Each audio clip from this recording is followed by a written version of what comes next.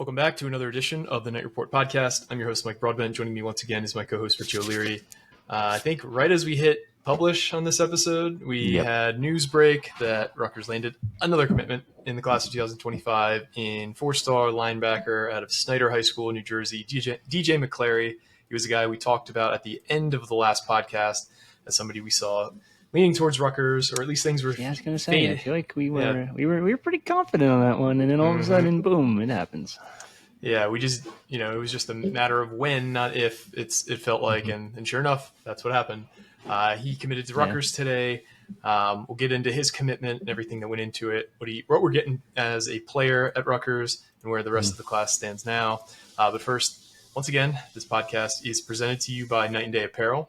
Beat the summer with our hot, one-of-a-kind products. With temperatures rising, there's no better time to refresh your wardrobe with cool and stylish summer essentials than right now. Whether you're planning a beach getaway, like Richie, picnic in the park, or simply lounging in the yard, we've got you covered. Visit our website today to explore a full range of summer essentials from pool floats and spatulas to bathing suits and tank tops. If you use our promo code Rutgers Rivals, you can get 10% off your purchase, and you could use that as many times as you want. So definitely make sure to use that if you're making a purchase. Shop now and keep chopping. All right. So big time commitment, the highest rated kid in the class at this point in DJ McClary. I think he's ranked in the top 150 somewhere. He is a 6'1", 210-pound linebacker commit. Give or take. You've seen him in person a few times. You've obviously heard a ton from, people locally about this, and you've spoken to people close to him. You felt like this was leaning towards Rutgers. How did this commitment come together, first of all, before we talk about him as a player? I'll say it probably started when Manny Diaz, former Penn State defensive coordinator, got a new job. He took over as Duke head coach, and that was his main recruiter at Penn State. And they built a very tight bond. Manny sold him on the fact that he could be this fast, all-out linebacker for this Penn State defense. And then Manny ended up leaving. And end of the day, like I mentioned in a previous podcast, like Duke was actually kind of pushing a little bit to see if they could flip him, but there was really no interest. But the minute Manny Diaz left, that kind of opened the door for Rutgers. Rutgers was always like right up there for DJ. I'd argue they were, clear as day now. They were number 2 in the recruitment behind Penn State, but Rutgers was able to get them on campus on May 31st for their official visit. And if I'm looking at this correct, I believe that weekend they've landed 95% of those kids from that weekend. I keep getting told over and over and over again how good that weekend was.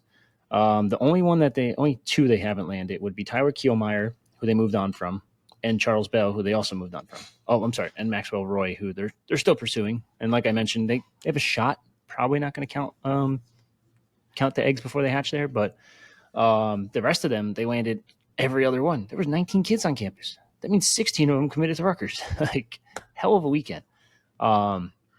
But yeah, they had them on campus. They got them. They convinced them. Joe Harris-Simiak did a great job of selling them. And anytime you have your coordinator as the main recruiter for someone, it kind of tells you how they feel about him, and that means that they care a lot about this kid. They really want him. Yep. And Joe Harris-Simiak has always been known as a pretty damn good recruiter during his time at Minnesota. When he got to Rutgers, now he started to shy away from that because coordinators start doing more coaching than recruiting.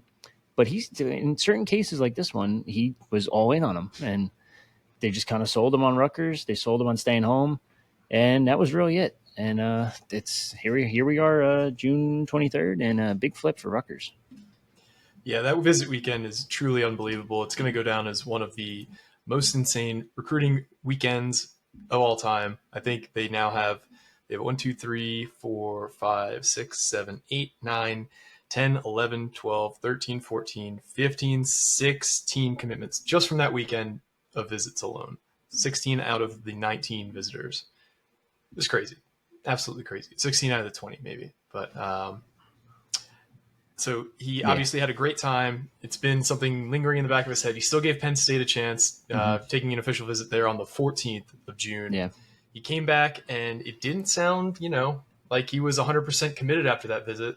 Mm-hmm. And I think the longer things played out, the better things looked for Rutgers. Yep. So what is Rutgers getting in DJ McClary as a player? So you're gonna watch his tape, and you're gonna be like, "What the hell? This kid's playing quarterback. Oh, what the hell? This kid's playing running back. This kid's playing DB."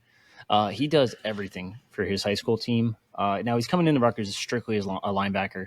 He's probably going to be an inside linebacker. He's around 6'1" listed. I'd say he might be a little bit smaller than that, but you kind of round up when it's like.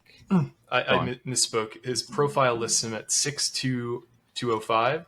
So he looks a little smaller than that. Yeah. He's probably more like 6'3", like 6'1", you can say. The 205 is probably about right. I'd say his playing weight last year was probably a little bit down from that. It's probably like more like 185, 190-ish, maybe 195 on a good day. But regardless, this is just a true kind of inside linebacker. He has the frame that you can kind of add some weight to. He can kind of do a little bit of everything. He's got a nice pass rush ability to him. You definitely have to add some weight, but I say this every time. You could say that for every single high school kid in the country. Needs to put on some muscle. Now, I think he has solid speed to get to be a sideline guy, but I think his instincts have to get a little bit better. But that being said, like you can see he has all the tools, all the athletic traits that you want in a linebacker. He's quick. He can dodge traffic while getting to the quarterback or the running back or whoever's in the backfield. I just think this is a young linebacker who's still kind of learning the game, and he has the tools, and that's where it's going to be up to like a Joe Harris-Simiak type, a Graciano type to kind of mold him into the linebacker they want on the field. Yeah, he's a very good offensive player at the high school level. You know, he plays quarterback for his high school, so he's basically handling the ball on every. Obviously, he's a quarterback, so he's handling the ball on every play. But a lot of the offense is QB runs, and he just is so good at short area, burst and making people miss and being able to avoid tacklers. So that's going to suit him well on the defensive side because you got to fight through the trash as a linebacker. You got to be able to avoid getting caught up, by guys falling at your knees. So he's going to be predisposed to being really good at it because he is such a good offensive player in high school too. You could just tell the athleticism's off the charts for him. There's a few plays of him playing defense, tip drill, take it back to, for 6 on interception. And there wasn't anybody within like 50 yards at him by the time he was in the end zone. It was kind of wild. His competition's really – sorry, I didn't mean to cut you off. His competition is not very good, so it's hard to judge much. And then when you say him playing quarterback, running back, it's even harder to judge. So I did get to see him at the Under Armour camp, and I thought he looked pretty good against – and when they're a linebacker at camps, you have to go against running backs and running backs only. You're not going against receivers. But I thought he did pretty good in the one-on-ones against running backs. So I think he's a good coverage guy. I wish he had a little bit more twitch, but I think you can kind of teach a couple of those things, a couple of those traits. But he has all the athletic traits, and that's really all he can ask for. Yeah, I don't see him as somebody who's probably going to come in and make a day one impact because I do think, maybe if he's an early enrollee, which most guys are these days anyway, he's definitely got to add at least 20 pounds to his frame. He is pretty thin, and maybe he has, who knows, in the off season, and he's still got a year left in college, so or in high school. I'm sorry. So he's still got room to grow, but he, like most players, is not physically where he needs to be for a college player at the moment, which is not a slight on anybody because almost no high school player is it has their body in a place where they can compete against 23, 24-year-old grown men who have been in a strength and conditioning program for sometimes 5-6 years. So that shouldn't surprise, but this is a guy who's got all the traits you look for in a stud linebacker, and Rutgers has shown they can really develop linebackers under Graciano and Joe Harris-Simiak. So really excited to see what they do with this guy. Yeah, a couple other takeaways from this. Rutgers now has an average star ranking of 3.11. That's the highest ever in the Rivals era, which dates back to 2002. Also, this is a massive win for Rutgers on the recruiting trail. Now, I know covering both sites, I get to see both sides of things. This is huge. For the most part, you can argue Penn State has gotten anyone they've wanted over Rutgers over the past couple of cycles. This cycle, that's a kid they wanted to keep. This is a massive turn of events for Rutgers because you're not only beating out Penn State, which is a big one for locally speaking in terms of New Jersey, in terms of Northeast recruiting in general. and you're probably not going to beat them out for PA kids, but if you could beat them out for NJ kids, it's huge. But you're also beating out like the Michigan States of the world, the Louisvilles of the world. I mean, we're not even talking like we went from talking about Old Dominion and whoever it was, Temple under the Chris Ash era, to talking about feels Greg's like a fever dream now. Then Greg's beating out Syracuse and Boston College and maybe like a Virginia or Virginia Tech. Now they're beating everybody. Like anyone that's coming in now, you might not beat out like Ohio State, who has a roster that apparently is compiled of $15 million this year. So you probably won't beat them out because that is a shit ton of money. But you're beating out some significant schools here. Like you're beating out like I don't even know, like Penn State, Michigan State, Georgia Tech, Indiana, Illinois. I know Ohio State was looking at Josh Blackston. Like Michigan State really wanted a key win. Tariq Harris, everyone thought he was going to Maryland or Cincy. Who else am I missing? I'm missing someone else. But regardless, you get the point. Like this is just a huge turn of events. And if they have a big season, I know I hyped it up before. If they have a big season, Pandora's box is going to be open.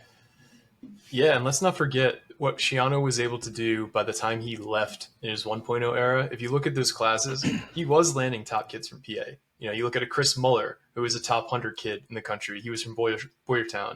You look at J.J. Denman. You know, he was a 4-star recruit out of Fairless Hills. Mm-hmm. You know, other top guys in the area from that class, Darius Hamilton, and he could win anywhere he wanted to. Leonte Carew obviously had one of the best careers for any skill position player in Rutgers history.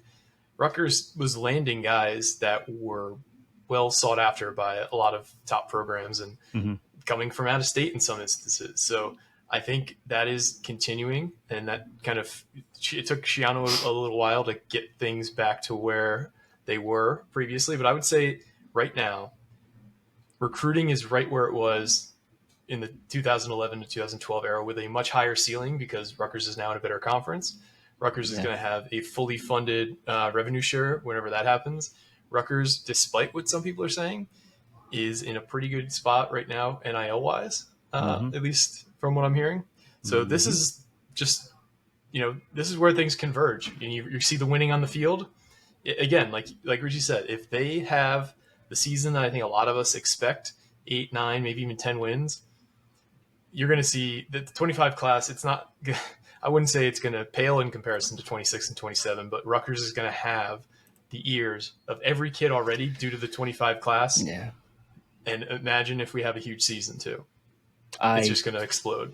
You get 10 wins, man. It's game over. This might be the new power in the Northeast. Like, I don't want to jump the gun a little bit, but they're recruiting at a crazy high rate. And if you're going to do it developmentally instead of the portal, that's fine. That works. It works for some. Like, this is the way to do it. If you can't afford portal guys, are going to be twice the price of half these guys, if not more than half of these guys. So this is the correct way to do it. And then you can have the money to retain them. Then who the hell cares? You're good to go. It's going to be fun. I think something brilliant too that not enough people like. Shiano is all about getting these little micro edges, and I'd say this is more than a micro edge. So obviously class sizes are no longer a thing. You take as many players as you want. But the other change that isn't being factored in is that scholarship limits soon probably won't exist either. So because they're eliminating like walk-ons and you're only allowed to have a certain amount of players, basically you're going to have, I think, up to like 105 scholarships available to you. I've seen so many different numbers, so I don't even know what's what anymore. So if you take classes of like 30 plus kids every year and you just kind of like break a broomstick in half and, say who's the best, like whoever gets out of the room, you can afford to do. And, most of these classes, you're going to have half the kids wash out after 2 years anyway. That's just how recruiting goes. So if you're bringing in more, you just have a higher hit rate in terms of raw numbers because you're using the same percentages. You're just bringing in more guys because there's plenty of guys, I'm sure, that they would have loved to have in past classes, but they filled up. They didn't have any more scholarships to give out. And sometimes those guys, the last ones in the class or the guy you decided not to take at the very end, turn out to be the best players. I mean, Dante Chin, last minute addition, and he's arguably on the 2 deep this year. Yep. Where's the rest of that freshman class? Yeah, you look historically, just in 2.0 era, Kyle Winungai was like the last guy in the class, his recruiting class. Ron Geralt back in the day was the last guy in the Yeah. class. The McCourty brothers were the last ones in the class at some point. Like, you can just go back and look and see, sort by the commitment date. And more often than not, the last guys in the class end up being some of the biggest impact guys. Yeah, no, this is huge for Rutgers. If they get the season, like we said, that they could have this year, it's on.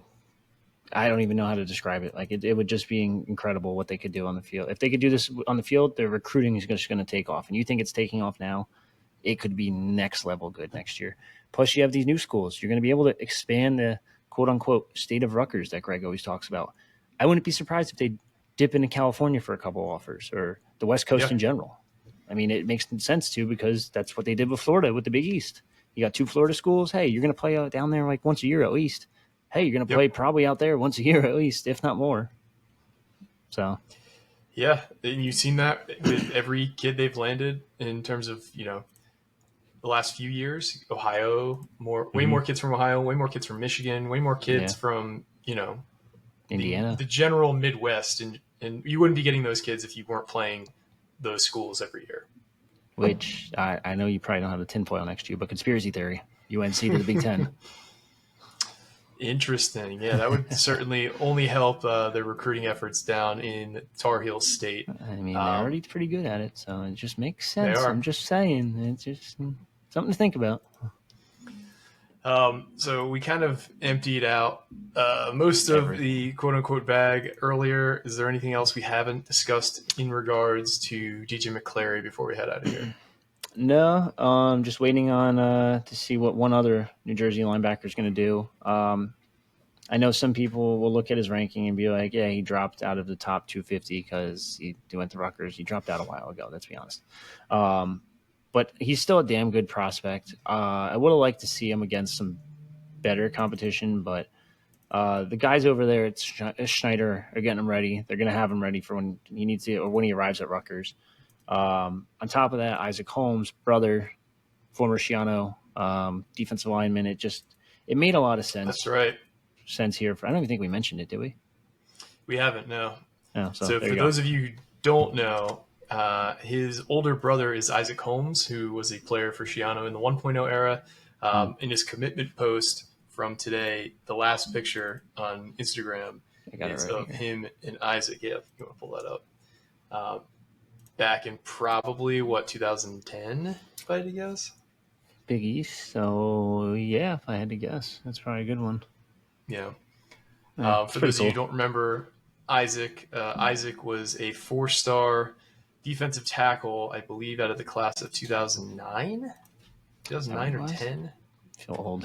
He was in the class of 2009. That was the class with Tom Savage, where they had Savage, Danton Williams, aka Rocket Williams, who was one of the more talked about recruits or talked about players because he just seemed to never get on the field until senior year.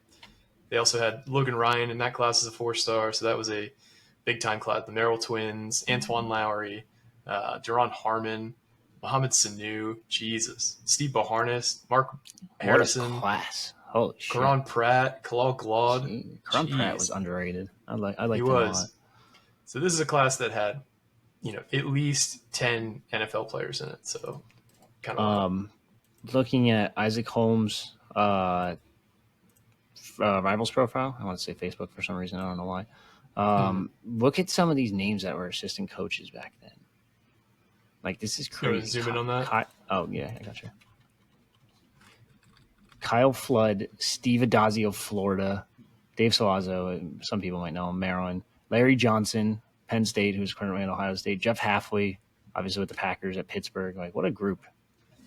Yeah, that's great. It's a beefed up list of coaches there for sure.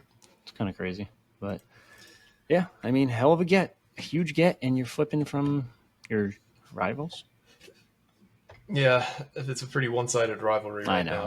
I'm just throwing it out there. It's such a bummer too, because this is the best team that Rutgers has had, in my opinion, since they've been in the Big Ten. And of course, you don't get a chance at Penn State, which would have been a home game for us this year if the schedule would have persisted. Yeah.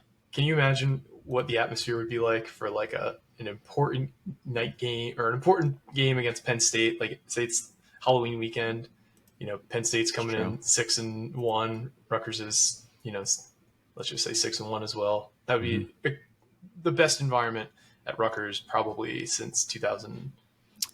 Yeah. Instead, you're 8, 9, 10. Yeah, probably that the Arkansas game. Arkansas was great. That was a The good Penn vibe. State 14 That was a good one. atmosphere was insane too. Yeah. Michigan 14 was crazy. It's a good one. Louisville 12 was crazy. Not many games recently, but they will be this year. I have no doubt.